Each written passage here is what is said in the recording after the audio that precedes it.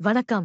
நாங்கள் சுய உதவிக்குழு, கட்டாஃப் குழு பரிவர்த்தனை நுழைவைச் செய்கிறோம். அடுத்த தாவல், நிதி, மானியம், முன்பணம், பெறுதல். கிளிக் செய்வோம். உங்கள் சுய உதவிக்குழுவிற்கு என்ன நிதி அல்லது மானியங்கள் கிடைத்திருந்தாலும், இந்த தாவலை கிளிக் செய்வதன் மூலம் அவற்றை உள்ளிட வேண்டும்.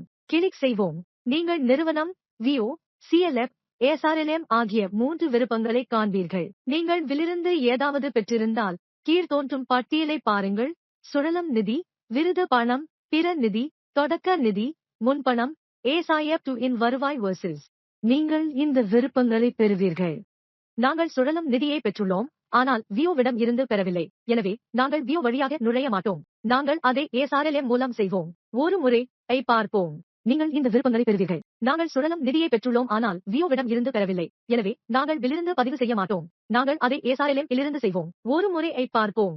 சிஎல்எஃப் இன் கீழ் தோன்றும் பட்டியலில் அதே விருப்பம் உள்ளது. நீங்கள் இலிருந்து தொடக்க நிதியை பெற்றிருந்தால் அல்லது ஏதேனும் நிதியை பெற்றிருந்தால் இங்கே ஒரு பதிவை செய்யலாம்.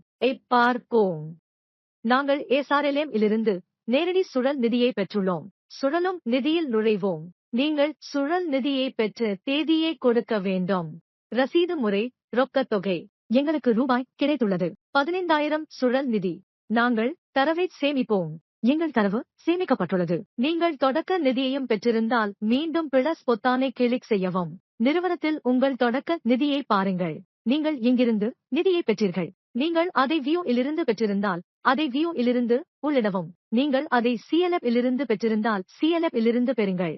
நீங்கள் மற்ற இலிருந்து அதை பெற்றிருந்தால் நீங்களே தேர்ந்தெடுத்து அதை உள்ளிட வேண்டும். அடுத்த தாவலுக்கு செல்வோம்.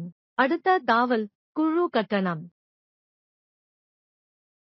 குழு கொடுப்பனவுகளை பார்க்கிறேன். உங்கள் குழுவிலிருந்து நீங்கள் செய்த கட்டணங்களுக்கான உள்ளீடுகள் பின்னர் செய்யப்படும். நன்றி.